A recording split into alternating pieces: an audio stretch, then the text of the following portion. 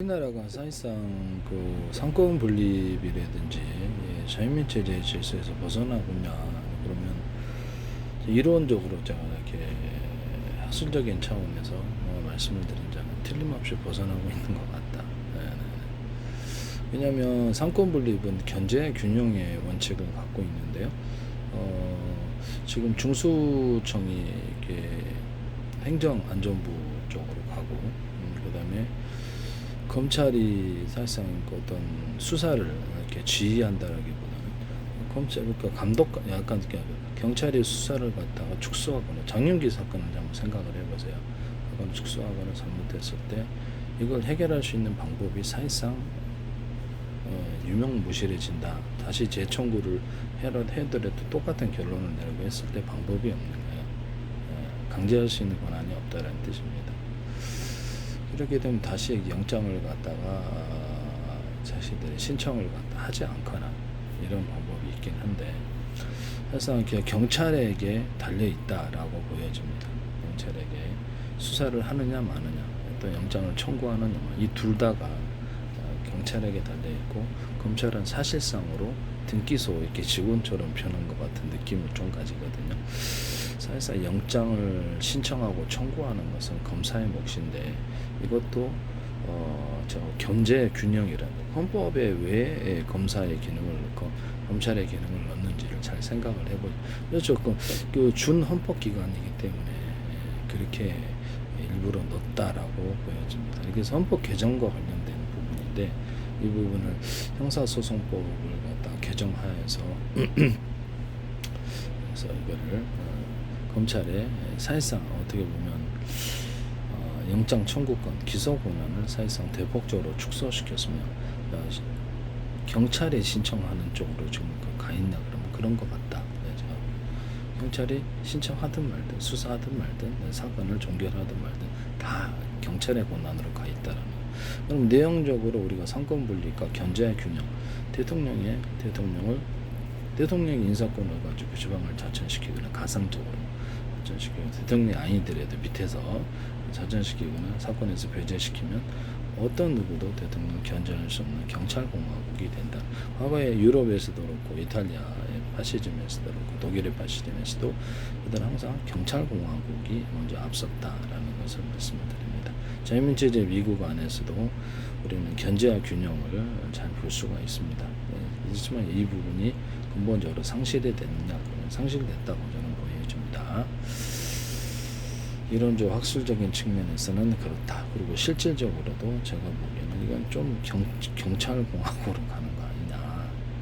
그 유럽의 파시즘처럼까지는 아직 나타나지는 않았지만 아예 그냥 검사까지도 수사를 해서 이렇게 검사를 수사를 할 수 있는 상황이 되는데요.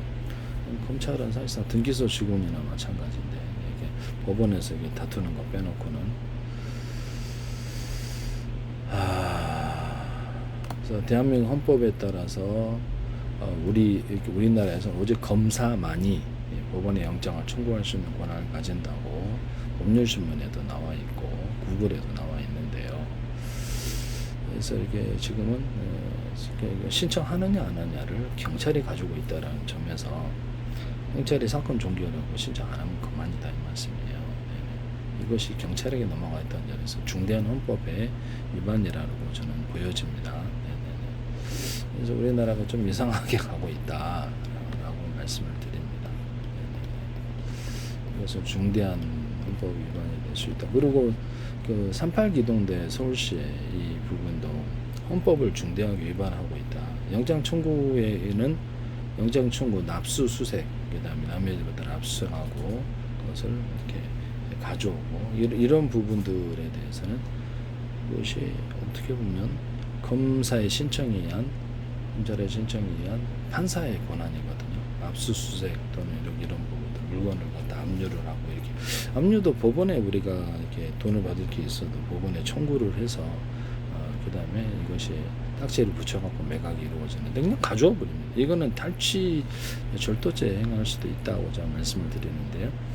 서울시에서 그런 권한이 없는 걸로 저는 보입니다. 헌법을 위반하여서 38기동대가 이렇게 무슨 뭐 이렇게 의적처럼 이렇게 홍길동 느낌이 조금 TV에서 비치기는 그렇게 나오는데 저는 그 자유민주주의 헌법과 법률이 더 중요하다라고 생각합니다. 왜냐하면 우리는 북한과 지금 대치하고 있고 북한은 공산주의고 여기는 좀 더 이렇게 마음대로 이렇게 독재를 할 수 있지만 우리는 자유민주주의 안에서 많은 국민들이 대통령도 선출하고 선거로 국회의원도 선출하고 공무원도 선출을 하여서 합니다. 누구나 공무원 시험을 봐서 경찰 공무원이 되고 공무원이 된답니다. 이런 부분을 말씀을 드립니다. 그래서 국민들의 모든 권리는 평등하냐 그러면 그렇죠. 그 법적으로는 다 평등하다. 모든 법안 대통령도 선법 처리되는 것을 보면 국회의원도 선법 처리되고 어떤 누구도 특권층이 있을 리가 없다.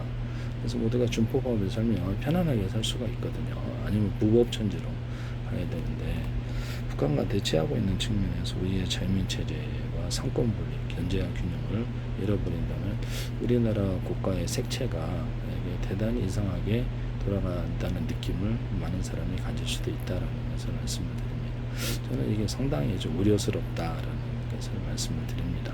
네네네. 근본적으로 지금 경찰의 형사소송권 개정으로 인해서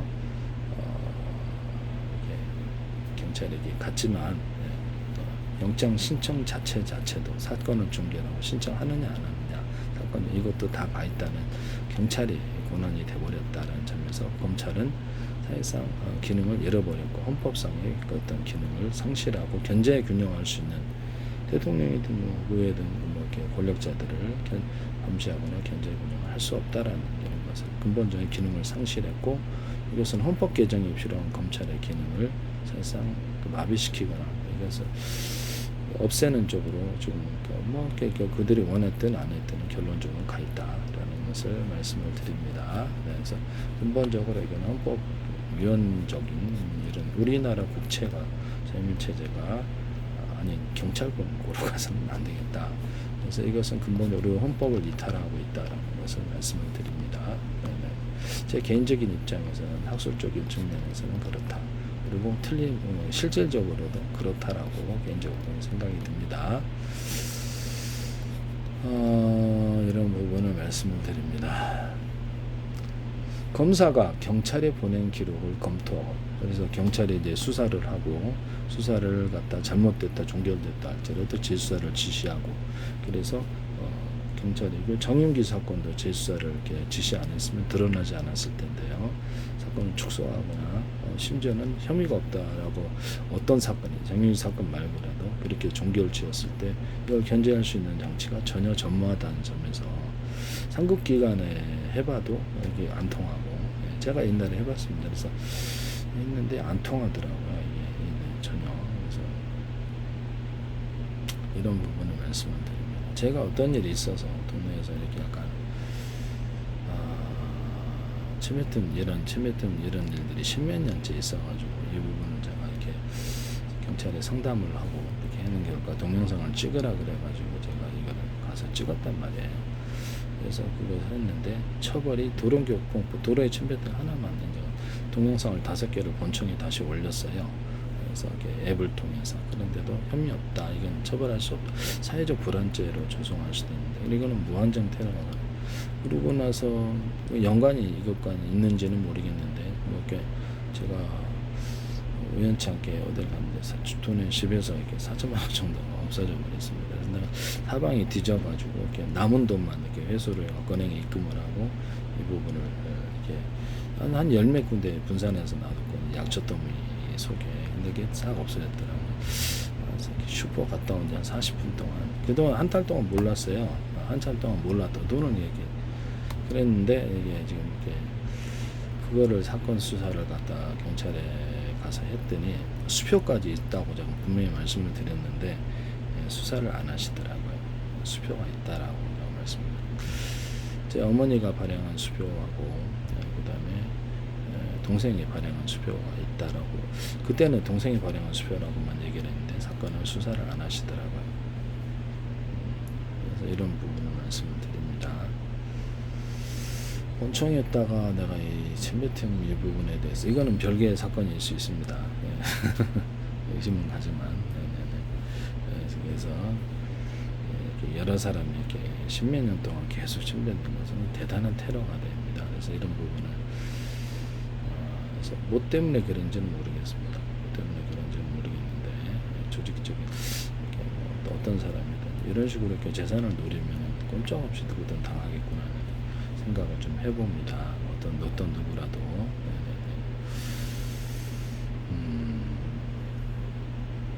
참 대범하게도 제가 슈퍼 갔다 온 적이 그 짧은 시간에 이렇게 집안을 문을 내가 이렇게 잠그지 않고 그런 습관 때문에 상상도 못했습니다.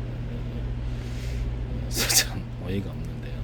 집단으로 우르르 들어온 것 같은데 혼자서는 이게 열몇 군데 되는 돈을 숨겨놓은 장소를 찾을 수 없었을 텐데 짧은 시간에 원상복구를 하고 약초 때문에 이렇게 숨은 돈을 싸고 어떻게든 다 찾아냈더라고요.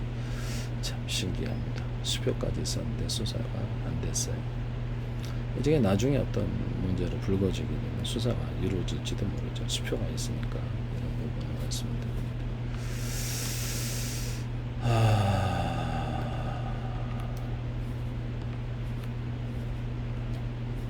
여기서 보시면은 지금 영장을 받은 법원 판사가 최종적으로 심사를 거쳐서 영장을 발부하거나 기각합니다. 그렇죠? 영장을 발부하거나 기각하는데 영장 신청에 있어서도 경찰이 사건을 종결하거나 신청할까 말까 이것도 마음대로 경찰이 지금 가져갔다는 점에서 근본적으로 검찰의 헌법적으로 기록되어 있는 영장 청구권에 대해서 근본적으로 박탈을 하고 있다라고 보여집니다. 검찰의 권한을 뺏었다라는 거죠. 그러게 대통령이라든지 고위공직자들, 국회라든지 견제할 수 있는 장치가 사라져 버렸다.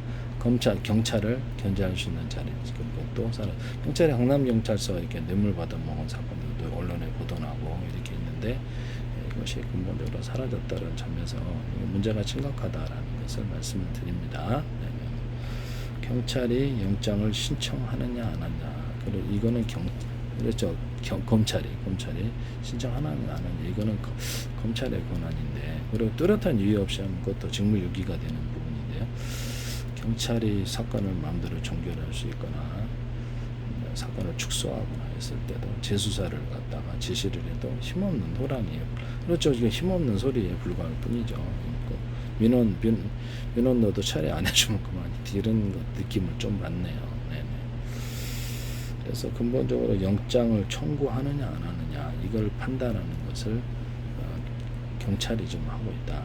경찰이 하게 될 수도 있다라는 것을 말씀드립니다. 경찰을 감독하거나 지휘할 경찰의 어떤 그렇죠. 이렇게 사건을 축소하거나 종결하거나 영장 아예 신청을 안 해버리면 그 사건은 덮어지는 것인데요. 옛날에 유럽에서 이렇게 이탈리아 파시즘에서도 경찰공화국이 있었고요. 독일에서도 경찰공화국으로부터 시작해서 사회를 통제를 했다라는 것을 말씀을 드립니다. 우리 자유민체제가 우리 이렇게 6.25 때 싸웠던 그런 체제입니다. 그래서 지금 정전 협정으로 아직 휴전 중이고 아직은 이렇게 어떻게 보면 전쟁 중입니다. 법상으로 정전 협정 이게 국제법상으로 이런 부분은 아직은 전쟁 중인데 이게 좀 문제가 있지 않느냐. 자유민체를 지키기 위해서 많은 목숨을 버린 이런 사람들인데 아직 자유민체가 뚜렷이 이탈했느냐 그러면 이것이 논쟁이 있을 수 있는 부분인데요. 그래서 적어도 헌법상의 검찰의 권한이 사라졌느냐 그러면 제가 보기에는 개인적인 시각에서는 틀림없다라고 보여집니다. 네네.